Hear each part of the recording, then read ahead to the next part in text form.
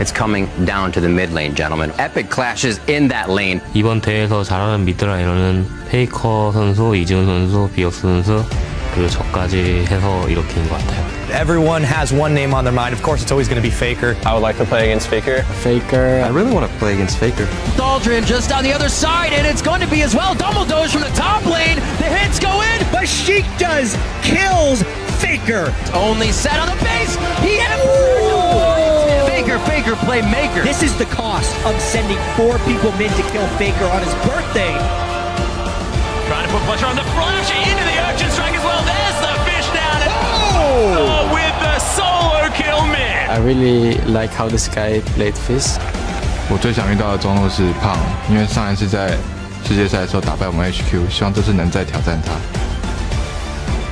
네, 저는 프로 하면서 근데 사실 외국 미드라이너 선수들이랑 붙는 건 이번 기회가 거의 처음이기 때문에 직접 해보기 전에는 잘 모르겠어요. 직접 붙어보기 전까지. Look at the equalizer in the backside though, on top of the Hemo Plague as well. This is what this comp's supposed to do. Triple kill for Easy Hoon.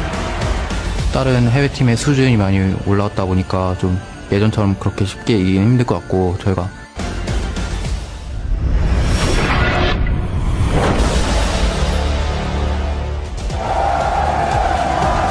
Welcome everyone to day 2 of the 2015 Mid Season Invitational, coming to you from Seminole Country on the campus of Florida State University in Tallahassee. Yesterday we saw some of the most anticipated international matchups of the year, and today promises to deliver just as many thrills. Now the action is ramping up. As you can see here, the crowd hyped as ever. Lots of flashy lights. Gentlemen, thank you for joining me here today. I'm James Patterson. We're excited to see the group stages here, and alongside me we have some of the finest minds in League of Legends from around the world. The OCE's Jake Spawn Tiberi, English language caster for the LPL. We have the coach of the European LCS's Unicorns of Love, Fabian Sheepy Milant, a familiar face from the North American LCS, Alberto Crumbs Rengifo, and a mainstay of this very analyst desk, Aiden Zyrene Moon. Guys, there's a lot on the line here. Welcome back. Hope you're rested and ready for some kick-ass international play. Now, yesterday was full of surprises, sure, but SKT still remains at the top of the table, but look who's right behind them in second. We have AHQ. These guys go into every international tournament as being heavily underrated, and they always perform. And the trend in them is that they get better as the tournament goes on. So I think that will continue. And Westor, you know, we thought, oh, he's always having a CS differential. He's getting solo kills on Vivin that last Fizz game every single time, and he's still the pinnacle of the team. Even if the focus is on the bottom lane, he's still the one that applies the pressure on mid lane, chokes up the other mid lane, so he opens up plays on the map. And the top lane and bottom lane for AHQ have really surpassed my expectations. And a disappointing story from day one. TSM getting crushed by FNATIC. Oh man, TSM coming into this, like they thought this was their tournament.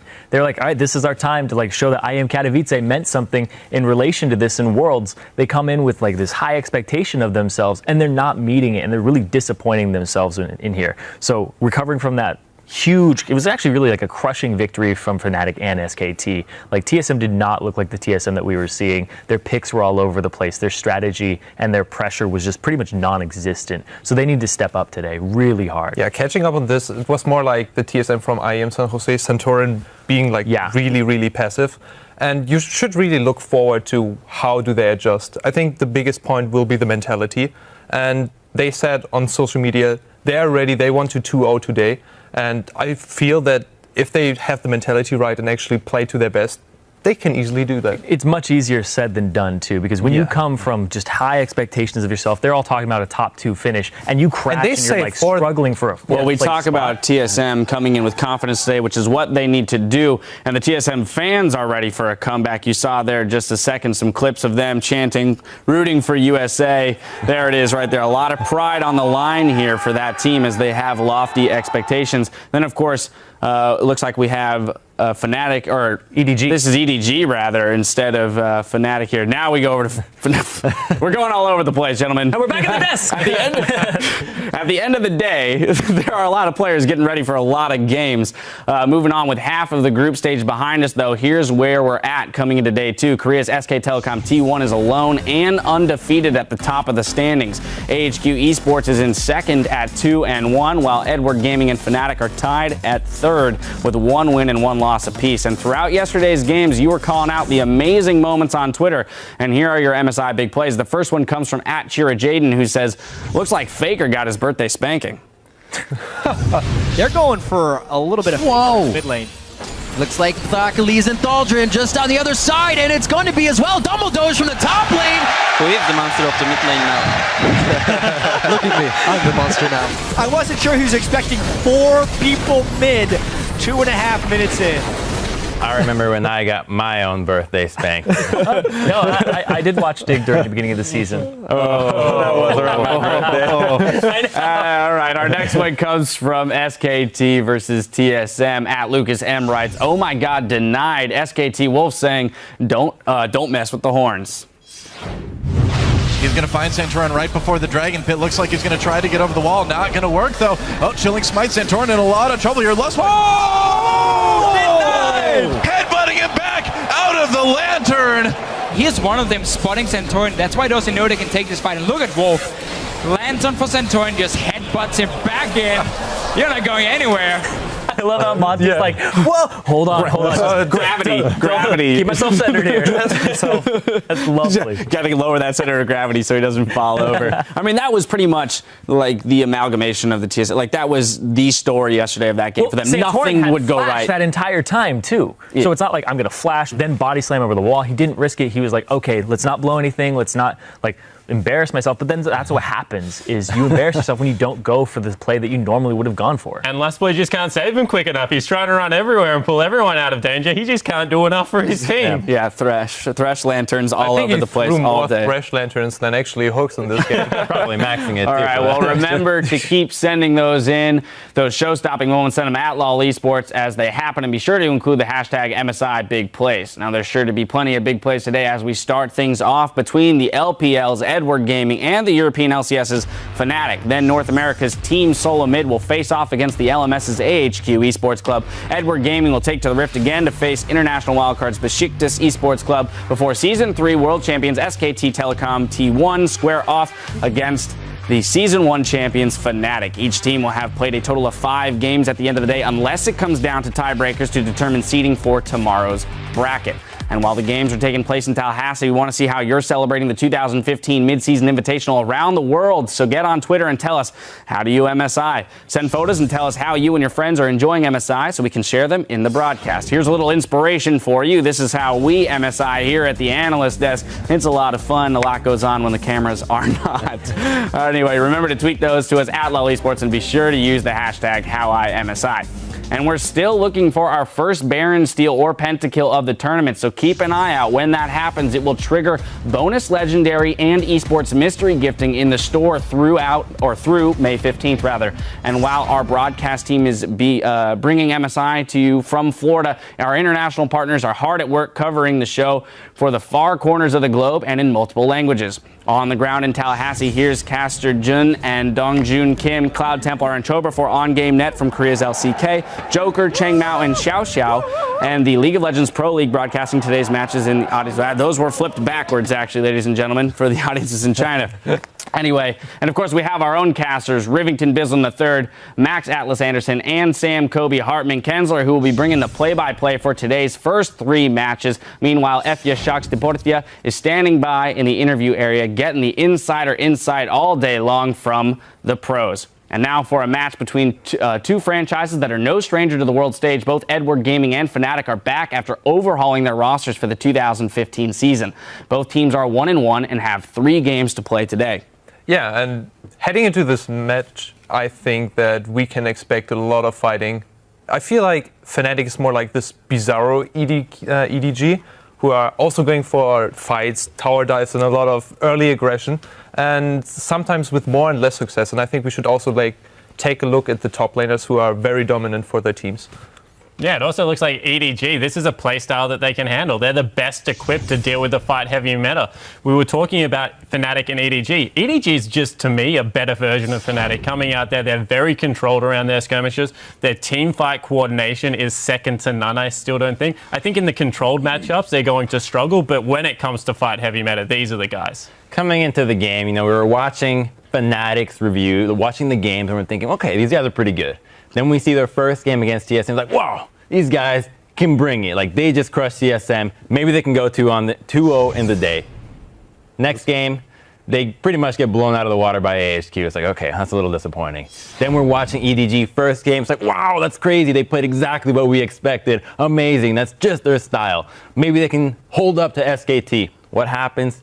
Faker falls asleep, doesn't even watch the match. It's that one-sided. So these teams are hungry. They both went 1-1 with very bipolar performances. So they really want to show to the fans, like, yeah, this is why you're cheering for us. We're actually really good. I think both these teams will step up, and it's going to be a really high-octane matchup. Yeah, and I think a lot of this relies on the top lane. The games that they're winning, the top laners just going off. Koro and Huni, whoever gets the advantage there in that top lane is really going to tilt just the entire map. They're both really good at TP plays. They're both really good at snowballing their advantage into other lanes, and that's really scary because they all play carry top laners, and they do a large portion of their team's damage. I feel like, especially Huni, who has the highest percent DPS from all top laners around the regions.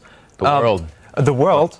And I think this is something that is just showing how FNATIC is operating. Yellowstar having the most wards placed, and Huni having the highest DPS.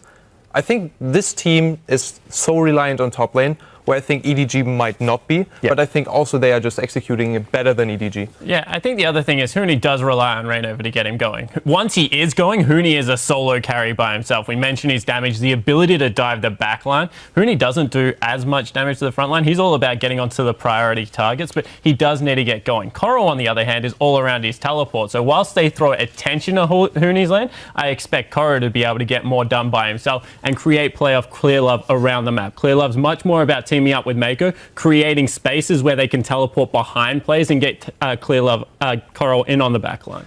I think it's worth noting that we mentioned about how Huni having the highest percentage damage and Yellowstar with a lot of warding. Well, it could just be that Yellowstar's warding is simply the enabler for Huni to get that extra damage. If you get more TPs, you get more fights more often, and I think that could be the contributing thing. So it may not just be that Huni is a monster when he gets going, which he is, but it's also a whole collaborative team effort to make sure he gets to that point.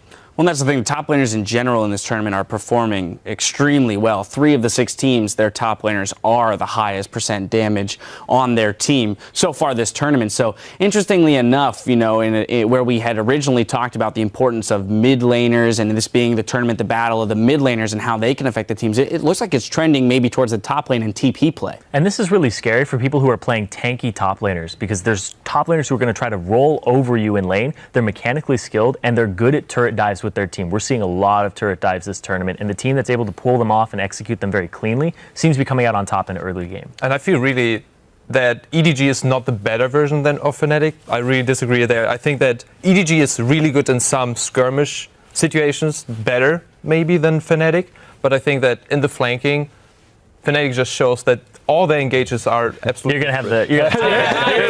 You knew that was coming. I do not think that you can say anyone like Koro's Hecarim yesterday was the flanking play that was coming through. The Callista may as well had not existed on the map past the 25-minute mark. Because whenever it was in the team fight, it was just gone. Huni's engages were really crisp. I think just FNATIC as a team didn't back it up. And you saw it I don't think he's better than Koro trying to get kills and objectives. Well, we saw plenty of these skirmish-heavy teams so far. There's a lot of fight play at MSI, and according to Edward Gaming's Clear Love, that's exactly where his team excels.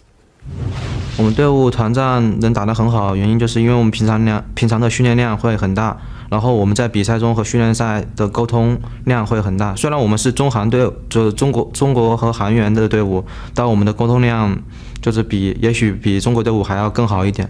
就是我们在打团的时候，什么细节都会去说，所以说这就是我们打团为什么这么强的原因。 All right, no, they don't feel like they have any communication issues. And I have to say, after watching yesterday, it didn't seem like that either. I'd like to be able to catch a glimpse of just a little excerpt of them team fighting when you can hear the comms and see what they're really talking about, have somebody translate. So the whole world can learn about it. If their communication is that good, you know, maybe we can take some notes out of that. Yeah, and it's funny because we don't know how the communication works, but we saw when they turned on the dime on the Sejuani ult yesterday, it definitely does work. Oh yeah, that was really impressive. He was already coming in too. It was great. All right, well, I'm sure people are excited to get into some of that action today. Now let's take a look at the lineups we'll see on stage today. On the blue side, it's the LPL's Edward Gaming. In the top lane, we have Koro. In the jungle, Clear Love. Pawn in the mid lane, Deft at 80 carry, and Mako at support. And of course, over on the red side of the rift, it's the European LCS's FNATIC. Huni in the top lane, Rain over in the jungle, Fabivin in the mid lane, Steelback at 80 carry, and Yellow Star on support. Wow, words are escaping me today. But before we send it over to the stadium for the picks and bans, gentlemen, I want to hit you up for your predictions of this match. Spawn, we're starting with you, as always. So I went 0-3 yesterday. It wasn't a great day, but I think EDG have this one. This is one of the ones that if I was a gambling man, I would put a lot of money on. I think that they are better in a lot of the roles and play a similar style. If you were a gambling man yesterday, you would be really poor. You'd be broke. You'd have no money left to bet today. Yeah, that's true. So feeling that you go with EDG and you're really certain on this, I feel more, you know, going for FNATIC here, and I think they will have a really strong showing and show that Europe is not to mess with. I think you go with FNATIC because every time they win a game, you're just like, yes, we could have been here doing the same thing. We're not that bad. It was a close match. I'm going with EDG. You know, I think that the difference in both losses from the teams is vastly different, and one is easier to fix. EDG, you could argue the draft was really poor. Sure, their play was lackluster, but I think it came down to how poorly they drafted.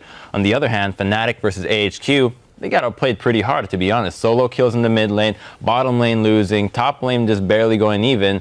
I think EDG, if they bring their A game this time around versus FNATIC's A game as well, I think EDG will come out on top. But if FNATIC does the same thing that they did against TSM, you can't root for two teams. I'm not rooting. I'm giving the condition. They can win. If they get the laning phase, they got it. They can win the laning phase. Yeah, if I had 2 picks every single time I put a prediction in, I'd be 3-0 as well. The caveat. Work the system, man. Even though I hate going with the curse of Spawn, I got to go with EDG here. I think that right now they're the superior team. They just need to clean up their picks and bans. Their coach in an interview said that they're trying things out. If they keep trying things out, though, we'll see, because it's really risky, because it didn't work against SKT, especially the Tristana. But we had this picture before. I was for one team, FNATIC, and you were for all the other teams. So I guess right. That's how the day started yesterday, so this could be an omen of things to come. Yeah. And just on your point about trying things out, EDG tried stuff out all season long. The LPL is a very long season. We saw a Fizz Eve comp come out from these guys, and they still managed to get the win.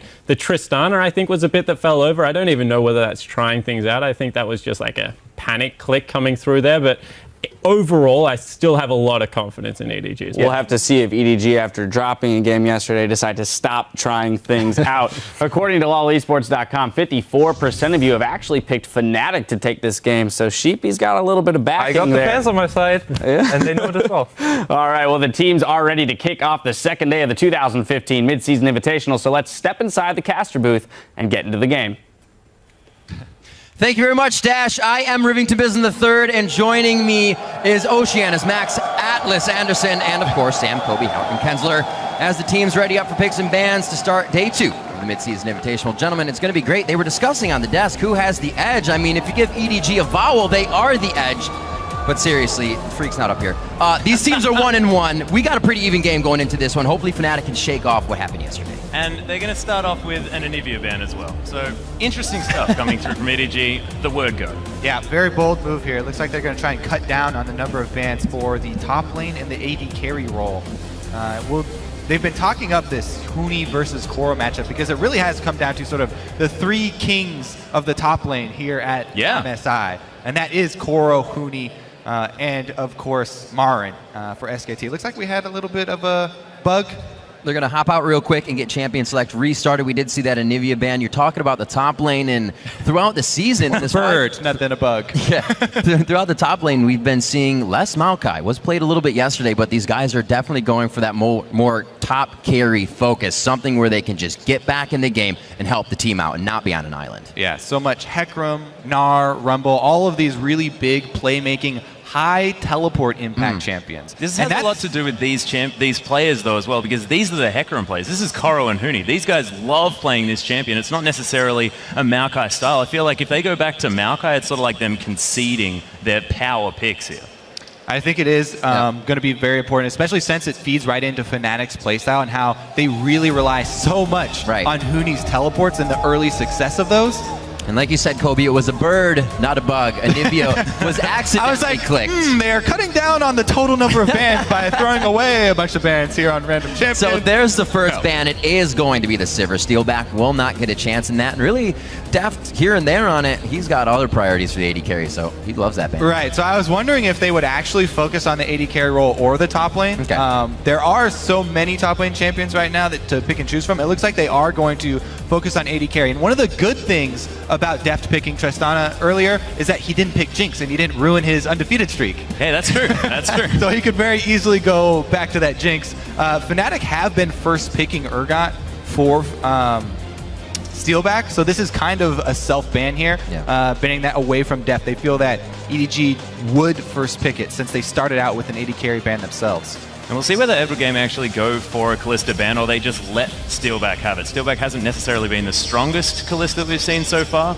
but that's right. They're not very good at playing against it, Edward Gaming. We know that. I mean, it kind of comes down to, are they scared of the lashback from fans? Just if they let Kalista through again and they lost to another Kalista, they would probably never hear the end of it. But to be honest, Steelback's Kalista not quite as intimidating as Bang's. Absolutely. Seeing that Azir ban as well, maybe some inkling that EDG has. Febiven would want that. Haven't seen it through the semifinals or the finals coming out of the European LCS. I like this multi-ban here, though, against Huni and Febiven with the Cassiopeia. Make sure you get that out of the way. And I actually like that against Huni more than Febiven. His wasn't necessarily as impressive, but Huni went off on that champion.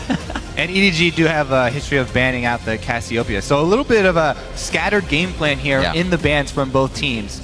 Dipping into the mid lane, banning out a lot of the control, long range, DPS mages. A lot of consistent damage mages taken out here. And the Kalista's actually left up, so Deft, we will see his hand at the Kalista. Oh my goodness. So this is the smile on his face.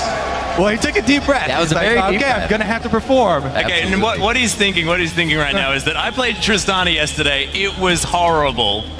And I've got to really pick myself back up. And if he wants to prove himself right now, why not pick up a champion that we haven't been very impressed with? Exactly. And win on it. So right now he's going for the power play. I like the boldness of EDG to go with this. And if he is an AD carry in the lane phase to take advantage of Steelback and Yellowstar, then Kalista's the one to do it on. And you can really take over a game from the bottom lane there. Also, Mako's Annie left up. If they kind of want to synergize that, you don't want to throw the little girl into the fight all the time. But a lot of bans were kind of set to the wayside for Huni. We've seen totally target him, and now he's able to pick up something with an impact. Right, on the other side, of course, the first rotation here from Fnatic, they're going to be able to pick up the last remaining of those top 3 carry top laners. Yeah. Rumble for Huni, so that will be huge. The thing about the Kalista bottom lane also is that the ult can be used for disengage to save your support if the inevitable teleport from Fnatic does happen down bottom. And so it's a bit safer, especially when comboed with Thresh. Yeah, and you see Fnatic, they're like, okay, let's go for some mid-game power. They've got the Rumble, they've got the Rek'Sai, but then if you want mid-game power, pick LeBlanc. And so Pawn says, all right, I'll just slot that one right in. That's fine. Blind pick the mid lane, but I don't care. Yes, Pawns LeBlanc, this is going to be very scary for Febiven to deal with. Now, the thing is, they did leave Zed up, which is good into LeBlanc. However, it's hard to work that into the team, and you can't always just think about the lane matchup here. Yeah. They do already have an AP top laner, so they could look for a way to work it in. There's also the fact that Rumble wants to be team fighting. He doesn't necessarily want to have a split pusher on his team. They want to be using that equalizer and fighting around it, but we'll see what Febiven does go with. They probably will save his pick for later. But we'll see. Steelback looking for a little bit of that Lucian. Yep, right now, Daylor talking to both Febiven and Steelback about this pick. And we'll see what they can come up with. The thing about Lucian is...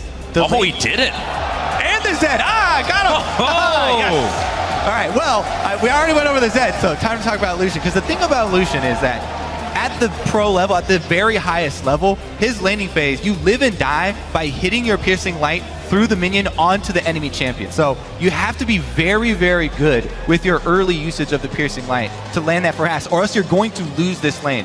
And the thing with Kalista matchup, she can sidestep your Piercing Light simply with her passive. Right. It's all you have to do is constantly strafe as Kalista, and you can avoid the damage. It's almost as annoying as someone playing Odd Job in 007 Gold or Moonraker Elite. It's a very frustrating matchup for me to play, but of course, never happened. Much higher level. He was always banned. He was always banned. We do see the Maokai and the Gragas come in. More tank, more scaling coming out of the EDG composition with a bit of that fight from Pawn. If he can control the mid game, then it's going to be real easy peasy on that end. If this early game from FNATIC, though, can get control, if Rainover can get from lane to lane as he's been doing, and if it's Huni, I don't know if it's going to be a long game for him. Wow. Yellowstar straight in there with the Annie pickup as well. Talking about Mako. Yeah, there is so much mid-game power here, though. If they're getting a fight around that Tibbers level 6 mark, I don't know how it goes wrong for FNATIC. Well, Yellowstar, yes, he's very well known for this Annie, and he's going to make a lot of roaming plays, but if you think about the team fights, that's a scary pick. To pick Annie into Maokai Gragas, yeah, that's a good point. Annie is very scared of large bodies. And those are two very large bodies that were just picked up. A strong front line for EDG. What he's thinking is that he wants to get straight on Kalista, not land the stun with the Tibbers, and be able to blow her up. That's fairly hard to do, but they do have the Zed and the Rumble, both for assassination. Both of those guys can assassinate the backline in their own different ways. I'm really excited to see how this Zed pickup works here for Febivin. Unicorns of Love Bandit every single game, and something, you know, you think back to when Bjergsen got the chance to pick Zed at Worlds. He picked it, and then it didn't turn out too well because he didn't get to play it on the international stage with that pressure, with all that. Is this Zed still honed in for Febivin? I love the Zed LeBlanc matchup. Yeah, absolutely. Zed does have a bit of an edge, but it's so exciting because we finally get to see more Assassins again. We were hoping for Assassins with all of these great mid laners coming to MSI. We're going to see one of the best Assassin matchups. See if Pawn can actually take it, because they opted to ban out the long-range DPS mages instead of Zed. All right, with picks and bans on the books, let us know who you think will come out on top. Game 1 here by tweeting at LOL Esports with the hashtags EDG win or FNC win. We'll add up all the results as we get into the game, and you'll be able to see your vote. Backing your favorite team here as we enter day 2 of the Mid-Season Invitational. It is FNATIC versus EDG. And EDG with some fantastic picks, and I really actually like the Kalista. I don't necessarily like it generally in the hands of Deft, but against this comp, if you're going for that Bloodthirster Hurricane build, it actually works out quite well. There's only one tank. Exactly. The Cinder Hulk advantage goes to EDG in this drafting phase. FNATIC have reverted to an older pre-5.5 set of champions here. You can still pull this off, but it re-emphasizes the point that we keep bringing up for FNATIC. And this is this early game, and these are those roaming plays. The Zed and the Rumble have to have a good early impact, because Clearlove and Koro are both going to scale very well as these tanks. And we'll see if Yellowstar gets off to an early start, has started the W for the stun. He gets a double. Money. That's beautiful. That's Spell Thief's Edge already getting stacked up. No problem at all. Yellowstar's playing so aggressively here. Mako didn't decide to go for anything there, but EDG just going to back off. Yellowstar going to get his mana back and his health there as well. Gets another potion out of that, 47 gold, so he gets to grab another biscuit. Oh. And he'll continue to spam as he heads to lane. It looks like we may actually get that matchup as well, as both teams head towards the bottom side. It is going to be nitty and gritty from the start. Febivin starting off with the longsword as well to put pressure on in that mid lane. And we see the ring and biscuits from Pawn, because he also wants to put pressure out. We've seen even Faker bringing out consumables in the mid, but we can see these guys want to fight. Right. All right, so plus for the mid lane. The classic double sapling start here to help out Pawn, give him an edge in this matchup. We'll see if he makes anything happen with the early level 2. Because he's missing some of his mana bar right now, Febivin should expect it, shouldn't get caught off guard. Yellowstar getting there a little late to stop it. He flashes for it, though. Yellowstar getting himself out with a big smile ear to ear. So that flash, he not only got an experience advantage by sealing it away, but Deft and Mako already tanked the entire Krugs, the entire damage that the Krugs are going to deal. So they earned the extra potion advantage as well for that support.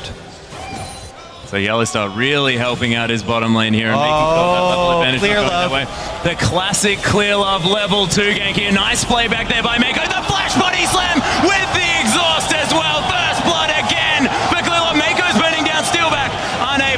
answer that one. EDG again with this play. Clearlove did it on Sejuani yesterday. He does it again today on Gragas. This is one that you should actually be expecting the earlier ganks to come from, especially since FNATIC Reignover was the one to do the level 2 Gragas yesterday. Right. But Clearlove identifies, hey, guys, Flash was just burned. This is the communication they were talking about. Bottom lane immediately notifies him. He heads straight down the river. Really, really easy first blood there for EDG. And Yellow Star, yes, he got the crud steal. But no matter how many times you call that worth, it is definitely not true. If you say it in old chat, dangerous thing. it's always worth. That's the rule. So we do have Reignover taking the blue buff here. He may actually be able to come right and route behind Koro. That's going to be the pop-up. Koro flash, but he still gets locked. It doesn't give him much distance with that slow one. And now, wait a minute, they got a flash. Reignover goes down because of too much from the turret. Koro's passive was so huge in that exchange. And again, the flash hook, steal back dodges it. Nicely played. Yeah, good dodge there, sidestep while slowed. Barely got out of that one, but you're talking about how high octane this game was going to be. Absolutely. Very quick moves from both junglers. What you would expect from the Gragas and the Rek'Sai. Both of them on different sides of the map, but both connecting. Skirmisher already for Reignover, something we constantly see from the European LCS. He wants to be in the face of Clearlove. Already see him taking the blue.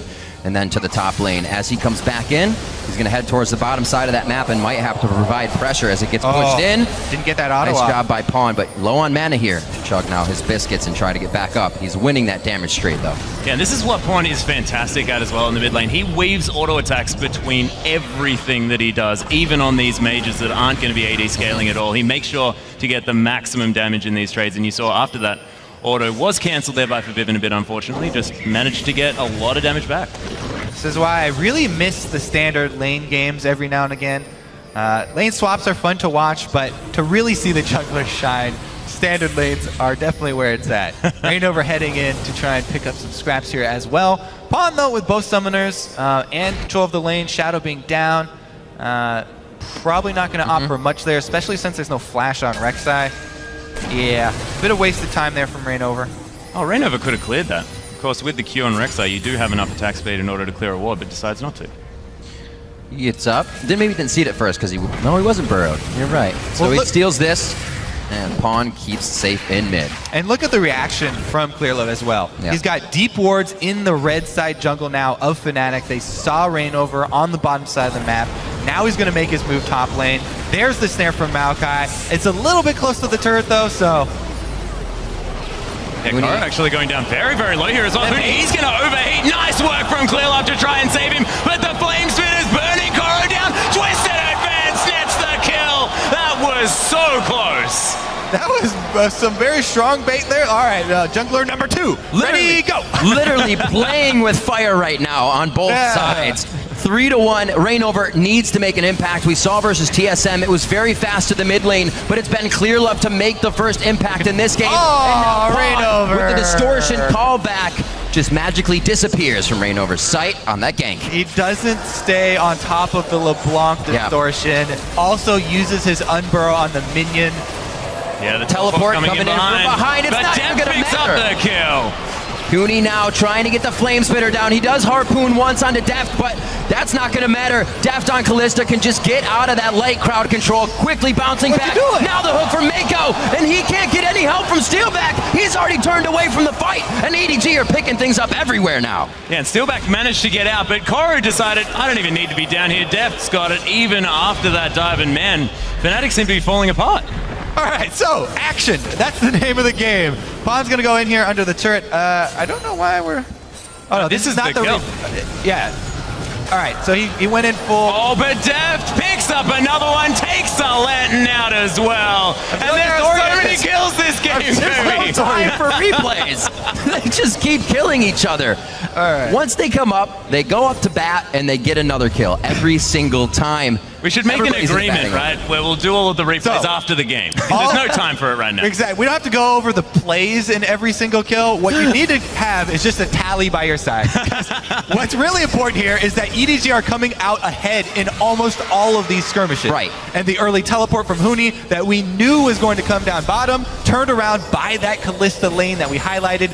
Deft having a great time here. on the Kalista in the bottom lane, already to the BF sword, and he is destroying Steelback down there in CS. It's really everywhere that destroying has happened. Omnipresent right now for EDG with this team that's supposed to be scaling. They have grabbed somewhat a heck of an early game lead right now. Pawn And this is still definitely a focused champion in the he middle. can't play. One of the slipperiest guys. Double roam? There's the stun. That's the death mark. They're going to need 3 now to finally take him down. We'll see if EDG can work anything off of this, but I think FNATIC executed fast enough to get back and repair. The roaming Yellow Star, Yep, there that'll do it. Gotta be at some fruition. point. Rainover pincer movement. They've got double pink wards in the topside river, so Rainover knows he can come down that path. Great conversion there for FNATIC, but again, if we're keeping tally of all of this action so quick and dirty here for EDG, still very substantial lead for them, and this Kalista is going to quickly get out of hand. And the beautiful thing about FNATIC, though, is the fact that they're down, they're aware that they're down, but they've consolidated vision around this map despite that fact. So they may not necessarily get pushed further back, because look at that river up the top side. I mean, they're not going to be invaded again. That's a good point to bring up. You know, we were looking at those ward stats earlier in the day. EDG, well, Coro's going to... Yeah, Corey, he does have the ultimate there. He's stopping a lot of this damage, but he's burning down here again. But in the bottom lane, Fate's Call's being popped. Yellow Star dodges out of the thing, but the hook from Mako. Fate's Call not going to get the knockup, but he doesn't need it. There's so much CC. It's like a give it a go. Yeah. All right, so Coro escapes with his life up top. He was Meanwhile, okay.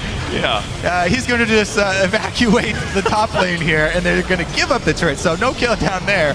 But again, wards. Aha. We looked at the ward stats. EDG have the most placed and killed. Yeah. So if there's going to be so much action like this, and EDG have the lead, they should be littering the maps with wards so that FNATIC's further moves will be telegraphed, and they'll be able to see these roams coming beforehand and prepare appropriately. Yeah, this is the thing. But the other side of that coin is the fact that EDG don't care about the top side. They've got Coro. He was put further ahead. He had 2 kills early on. He was losing in farm, but now that's completely gone. He's going to be absolutely fine. They're now looking for Dragon Vision, so they've got their wards on the bottom side. They're not wasting gold buying wards for the top side of the map. Right. You never want to fight a war on 3 fronts. Yeah. And EDG know this. They have decided that the front they're going to give up is top lane. And they just tell Coro, okay, when they come your way, just book it. Yeah. We're going to cede that area of the map because happens. we're allocating all of our resources to the bottom side here. And we're picking up kills in mid lane and bottom lane, plus the Dragon. We're seeing that Rainover still trying to keep himself in the game, mainly with farm, 51-34, still building himself up there, but he hasn't been present for the team. He did just grab the blue over on EDG, but they grabbed his, and Dragon. So everything they're doing is just being hit harder by EDG right now. Febivin trying to get his hands on Pawn in the mid lane, but Clearlove is also there. He's going to deliver a nice belly slap and a barrel to take down Febivin.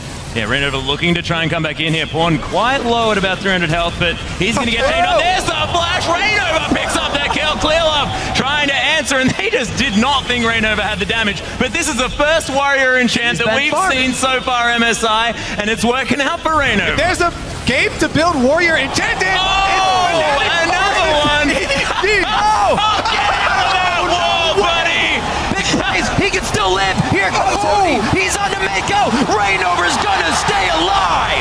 Coro's coming through the backside. Flash lets it advance. Rainover. He's going to fall. Honey's going to be next. Hooney even. Oh my goodness, Coro looking for it, gets the slow, but I think... He's got a speed boost, baby! He's got the shrine! Oh, he got hit by the harpoon. All right, breather. Yeah, calm down. Easy, guys. We're all right. I'm so happy I have 2 play-by-play with me for this game. 16 kills, 12 minutes. People are about to spawn, so expect more kills. That's just the way this is rolling. He got out. We're fine. We're fine. That was the most hilarious sequence of events. With Mako hooking in more than he could chew. Where do you think you're going, Rainover? Get back here, boy. Let's take a look at it, because this is how it starts out. He's got like 4 lives in this play. As you mentioned, the warrior came in. All right, here it is. Yeah, get back here, Rainover. Pulls him back through the tunnel. But oops, he's got help. Hooney's the first one to roam. It seems like everybody in this game is forgetting about their lane counterparts when they go for roams. Second one here. Oh, there's the other top laner. And Jungler goes down. But the other part of the dive here from Rek'Sai, not only has Rainover gone with Warrior Enchantment, but he also has the Stalker's upgrade.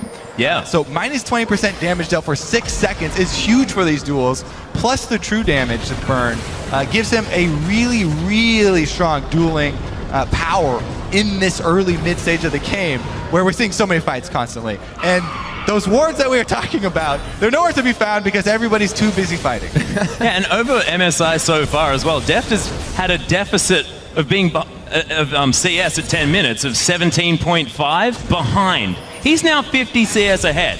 He really, really wants to answer that statistic. I feel like that Trist matchup did not That may not have helped him, Kobe. Most definitely not. Hurting the stats just a little bit. Well, we did hear EDG saying in their previous videos they may be a team with 2 different languages, but they still know how to fight, and they feel they have one of the best fight mechanics between the 5 of them on the Rift. Right now, they're showing quite strong with Roman lanes, and Clearlove starting everybody off strong. Yeah, the scary thing for Fnatic is that in all the chaos where their team is supposed to be the team that thrives with the Rek'Sai and the Zed, it's actually EDG who are thriving in the early game when it's really chaotic and everything's spread out. Well, it's also it's not chaotic, really. They're still taking down turrets. They took the bottom lane, they rotated mid, they're still killing chaotic. things. There have been kills in all 3 lanes every 20 seconds. China control. This is what it is. China control. There's crazy fights. What I mean by control is when they group up. All right, the tank line is going to do a lot. Wait a minute, though. It doesn't look like Hooney's going to be the only one to go down here. They get out of the turret just in time, actually. And Rainover and Yellowstar just a hair away from getting a kill on that one as well. But Fevabin sits on a pink ward. This could be big for them if he decides to go in at the right time. He does have Mako to look for, but that could already be a first sure kill. Who will be the focus? Nice little CS by Mako there as they still hover the turret. That's the big old right there as Pawn coming through the distortion. That is a very, very patient Forbidden waiting in that tri-brush. He wants to find his way in. Mako still hasn't backed out yet. They see the jungler bottom, but they don't have 2 of their members, so pretty hard for Fnatic to pull this off. There's the teleport from Hooney. They're gonna force it. Can Yellowstar get his stun? Rainover looking to come in, but Pawn is going to distort out of the way. Deft might need to get Lantern as Mako. He's moving pretty quick, forced to use the flash. Actually, there's the stun as well. Deathmark onto Deft. He's trying to escape this one. Beautiful exhaust from Mako, though he does get the kill. But Bivin tries to get out. Koro picks that one up. Rainover trying to do some work, but he gets destroyed by Pawn, and Steelback finds his way into the fight eventually. And Koro, why are you not dead? As Yellowstar, you are not going anywhere, buddy. Pawn's got so much damage, and the double kill for Mako. 3-1 and 9 on Thresh. All right, I'll give you this. Most of the chaos is coming from Fnatic's side of the game. They tried to force that without a Rumble ultimate. Hooney teleports in, and he's just going to run at them with Flame Spitter here. Look at the cooldowns here. He does not have the ultimate. Yellowstar gets the stun off, but they're dangerously close to this turret. Coming in here as well. You think, all right, it looks like it could be good. We do have Steelback coming in, but he has an Avarice Blade and a Scepter to the Bloodthirster coming in here from the Callista. So he goes down without really being able to deliver or keep himself alive. The I think I can mentality just dominoes against Fnatic. The kickback on that Light Slinger, he couldn't get the light in the right direction either. How much light is being pierced? But the thing is, Koro also played that beautifully. He's a tank. He lost his entire health bar, but still survived. Almost. Yeah. Almost his entire health bar. Otherwise, he'd be dead. I understand how it works. Since we have been looking at those, sort of 3 kings of the top lane, Koro has been looking outstanding. Yeah. He had a really good bait earlier. He was the one to go with the more defensive top laner because now in Maokai got the second pick right. Hooney was able to first pick away the Rumble, so big props here to Koro. Well played. Misses the chain, does Pawn, but they are going to be able to take down this ward as Mako throws out a hook, just a zoning death sentence. Ladies and gentlemen, that wasn't a miss. Zoning death sentence. One of the few times it hasn't broken out into several kills. Anything can break out into fights here. It's EDG. If they put a ward down, they might want a full 5v5 fight over it. That's why these guys are so good at fighting. It happens that often. Core items now quickly completed. 17 minutes in. The Righteous Glory. That Juggernaut as well coming in with Ninja Tabi for Clearlove. And we see the Zanya's finished up with the Bloodthirster. So these guys can really make an impact here. For having a late game scaling team, they're ready to go right now. Yes. Let's take this brief moment of respite and go over the fact that when things do get a little bit more controlled and EDG get to group with their tank line, it makes things very, very difficult for Fnatic to pull off these kills that they're looking for. It would have to be a miraculous ultimate from Hooney on the Rumble in a corridor.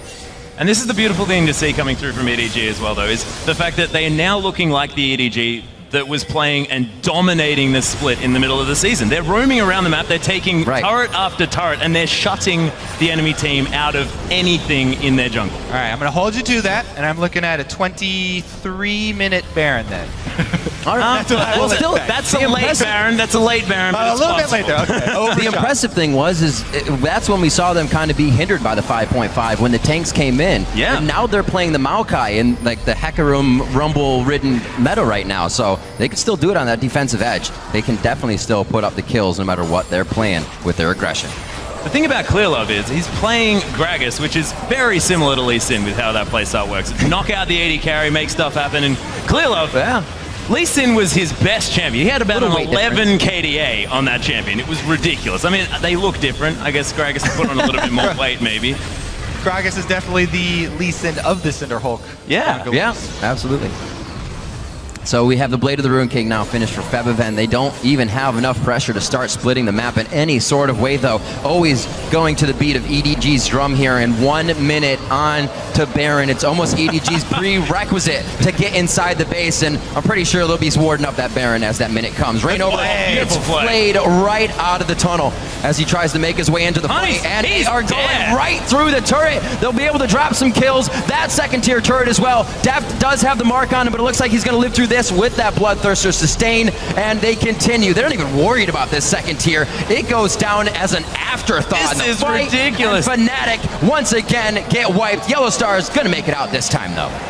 All of that with the turret firing almost the entire fight. Right. So EDG easily going to pick up the inhibitor turret and probably the inhibitor as well. Death timer's long enough for that because they died so close to the base.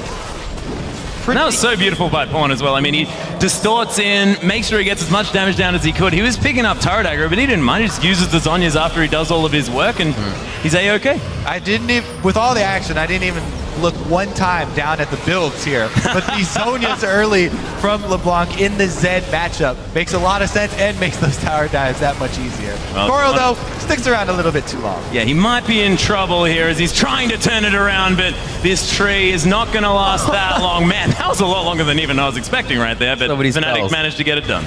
So looking at the early game, check this out, this replay first, to see how EDG just micros in and out of this fight and not even worried about that turret. All right, so we're looking for, the Rumble Look at the stun. Down, so huge part of their damage not available. Did get a good flame, spit her off, but again, FNATIC so far behind right now. Nothing to follow up on that death mark. Death's still on the back line. Look at the positioning. Pawn, Clearlove, Koro, right in the front. Huge tank line, and Pawn can go wherever he wants, getting kills.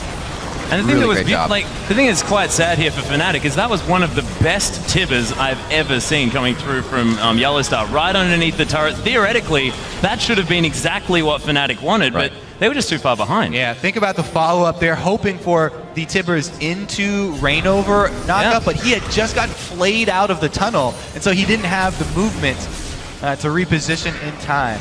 Really, they are being able to itemize very hard right now against FNATIC. A Quicksilver Sash, if you will, before that Hurricane. Desperation. We will meet the Baron. Or will we? There's plenty of wards on it, and we don't have enough damage. So. Yeah, they're killing Baron and a pink ward at the same time, wondering, I wonder whether they know that we're here. Yeah, EDG not even taking the time to collapse, just giving it a little laugh. Nice try, guys. We're going to shove up the lanes. Yeah, and they're going to take this inner turret here as well. That's only one inner left, and Deft is going to make short work of that one as well. That is going to be the entire outer ring, both outer rings of turrets for nothing here in favor of EDG. And they've also picked up that inhibitor from before.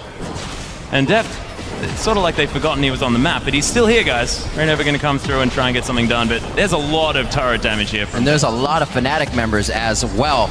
We have to see Huni going towards the top side. They now have to spread themselves out thin. It's not going to make a 10-second dragon any easier, so they might just have to give this one up as well as they lose their blue. No resources are theirs. Yeah, you mentioned Deft. Deft is definitely the supreme power in this mid-game on either team. Yeah. He's already got the Quicksilver Sash completed for the mid-game Kalista on the back of his 7 kills. There's nothing that can stop him now. Even if you land the anti-stun, he's going to be able to Quicksilver faster then the follow-up is going to come. And if you don't land the anti-stun, then he'll just save the Quicksilver for Zed Deathmark, and nobody's going to be able to assassinate him. So he has so many moves to keep himself safe here, especially comboed with Thresh, that it's really Def's mid game right here. And this gives a lot of other teams, you know, further in the group stages that have to play them pause for thought, because as Atlas said, you know, the Kalista was not something that we really feared from Deft up until now. And they've used this strategy before. They've picked Kalista to try and get it banned against them. That's what it seems like, because Deft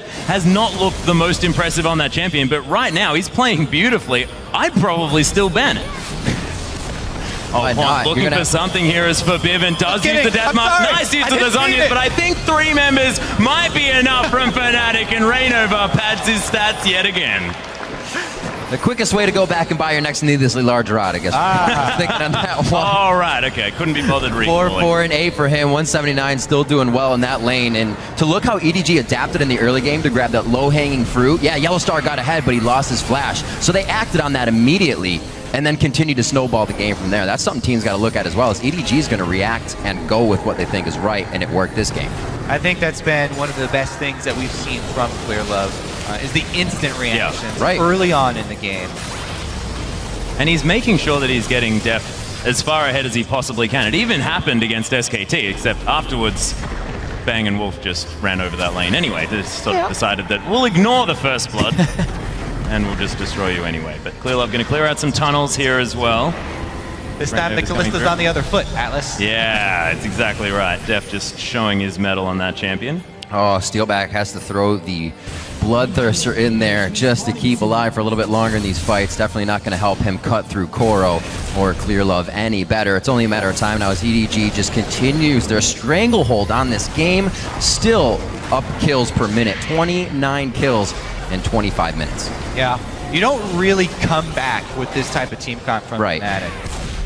Unless Pond continues to do single-man ambushes on 4 people.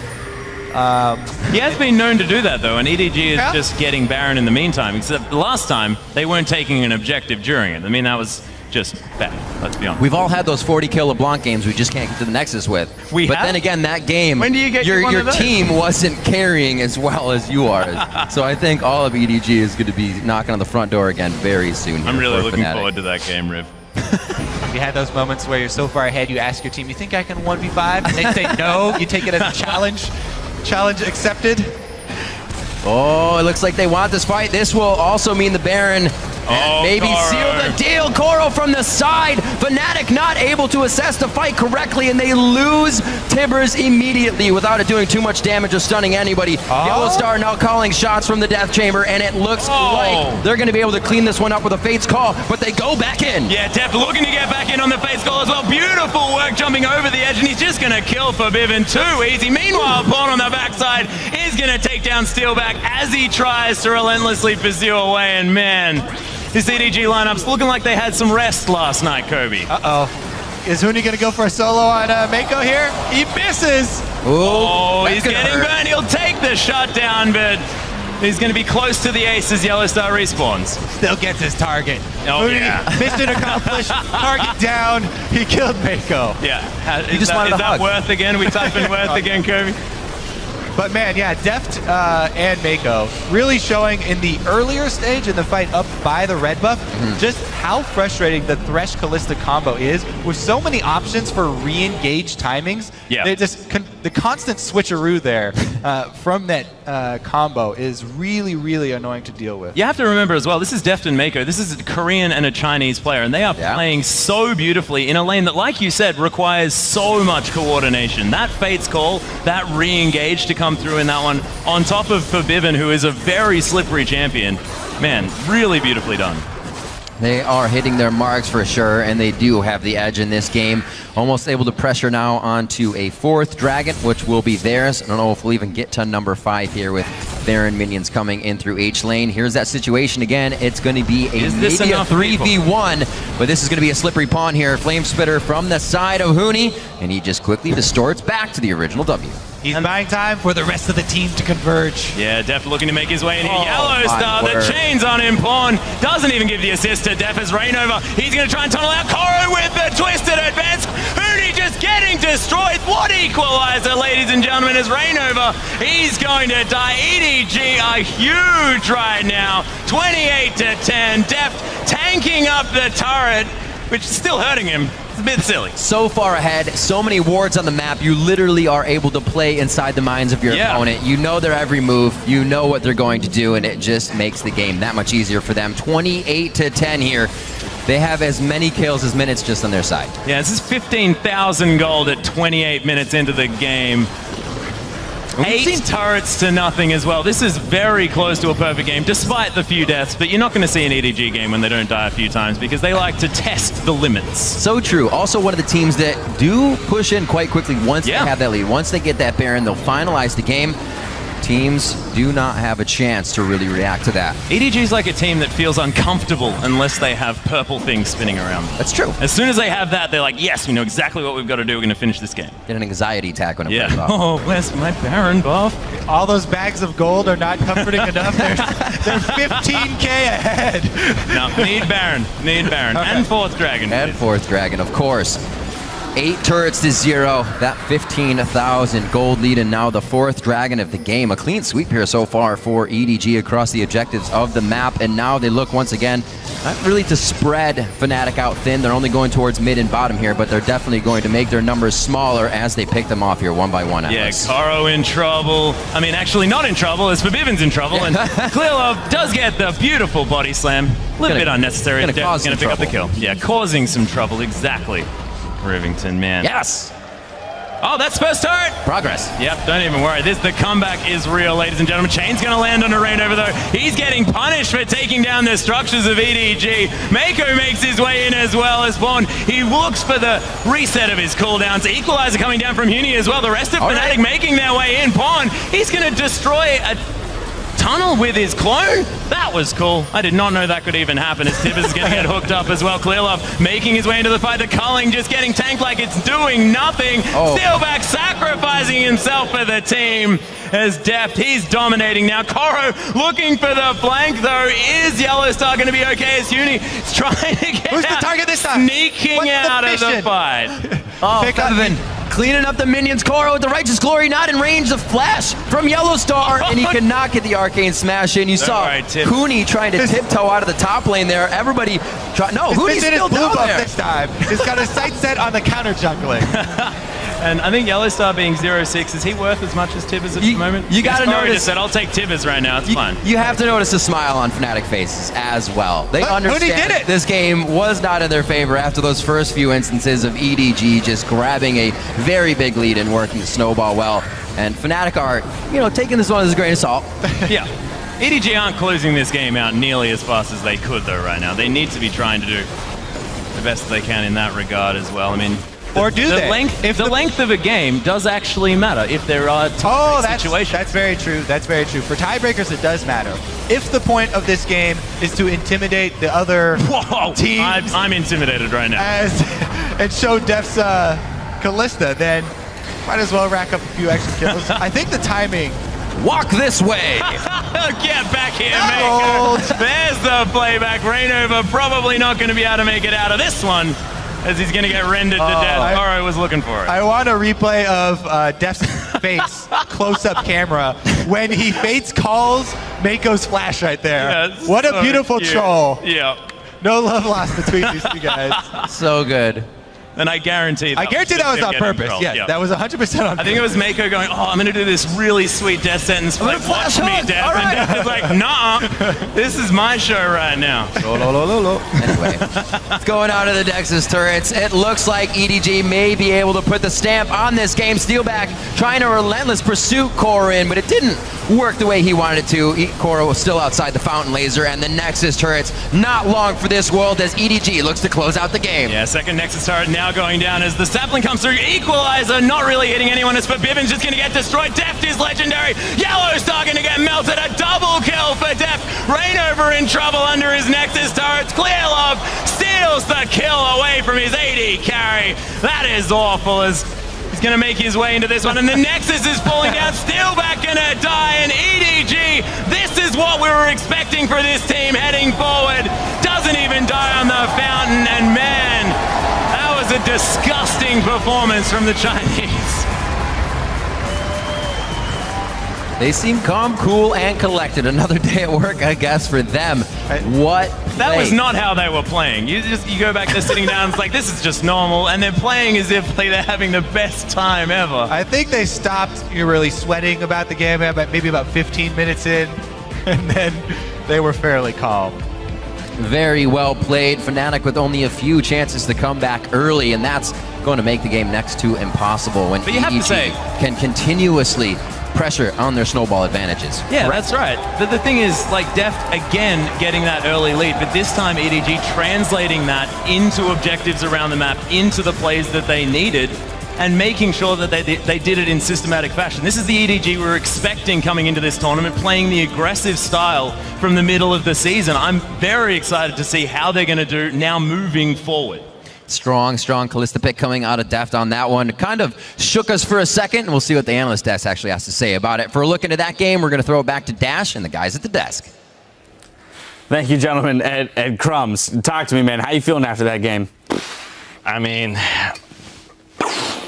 that was over a kill a minute for EDG alone. I mean, come on, that was nasty. That should have been censored. I'm sorry. What? Okay. Shibi, I want to give you a moment to respond to this. Defend yourself in your FNATIC pick. Well, I was thinking throughout the game, please make it stop after like 20 minutes. But FNATIC seemed to have fun at least. I think Huni, when he took the blue buff and they took the entire base, he was smiling and fun will get you far. And we also broke the curse of the anti-profit, which I'm, There you go, the upsides here. Congrats here.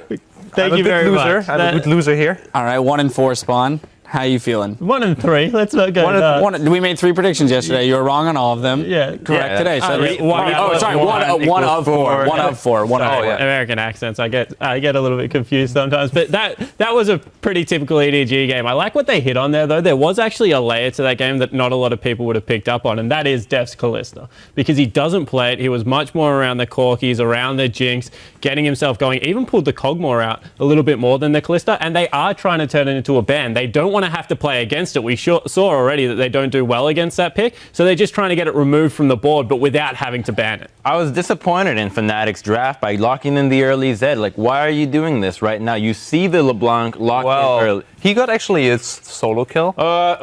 He was obliterated in lane, but let me explain to you why.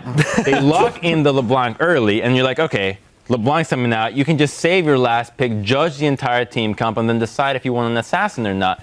Instantly lock in the Zed as to some sort of challenge, like, yeah, I'm up to the challenge, I'll take the Zed LeBlanc matchup. Guess what? Lock in the Maokai. Maokai is not very good against Zed in a team fight, and to top things off, the sapling strategy with giving the first 3 camps of the Wraith camp with LeBlanc, so you put 2 saplings down, get the distortion over the wall, you're going to get destroyed in lane, and that's exactly what happened. Trading 1 for 1 doesn't matter when you're down 30 CS. We will jump back into this conversation, Sheepy. I'll let you have your time for your rebuttal, but now for a word with the member of the victorious Edward Gaming. Let's check in with Shox in the interview lounge. Thank you very much, Dash. I'm joined here by Deft on the victorious EDG. Whew, what a performance that was, Deft.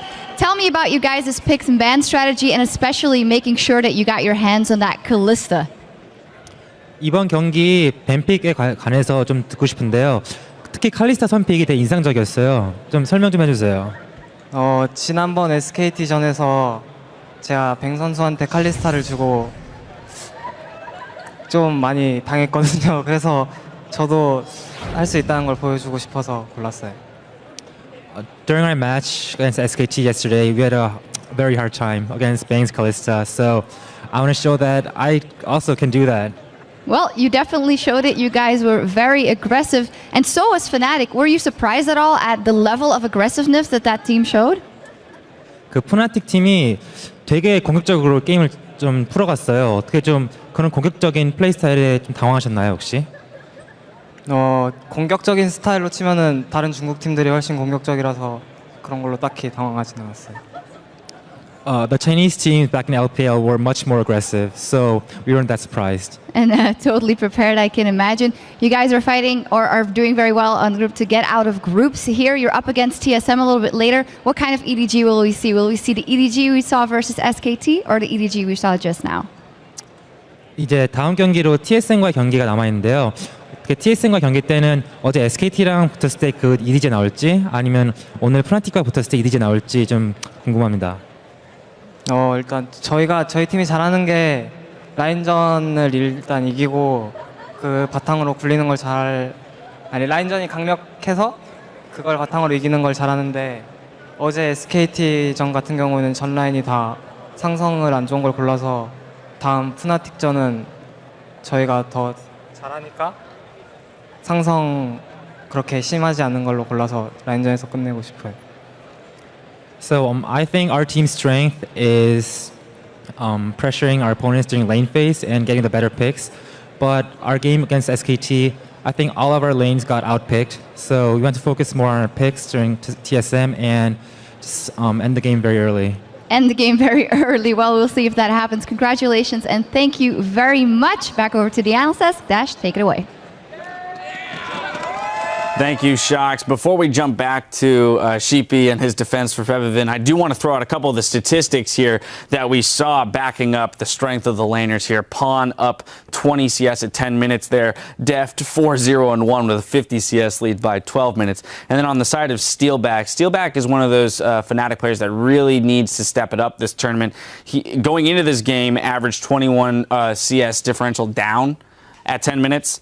At the end of this game, he's now averaging 27.3 below his opponent in lane at 10 minutes. For that game, though, the statistic about middle isn't necessarily valid just because of how big of an advantage the 3 Wraith camp, Raptor camp? Yeah, the 3 Raptor camp gives you. Just because you can hit level 2 off the first wave allows you to crush the lane. So if it was an even matchup, maybe it would have swayed the other way. Yeah. Other thing I think teams need to really look at from this game is that Pawn is a distraction and Deft is a carry. Pawn is like dancing around. You saw he even went for the solo kill over the wall into 3 people. He literally looks like he has the funnest job in the world because he's backed up by Coral and Deft who do all this damage. And he just tries to annoy the heck out of people until Deft's at a point where he's like, okay, now I'll team fight games under control. I feel that was pretty much what happened in this game. They went for those really aggressive plays and actually came out ahead, and I think there was some kind of outclass, and it was definitely not pretty for FNATIC.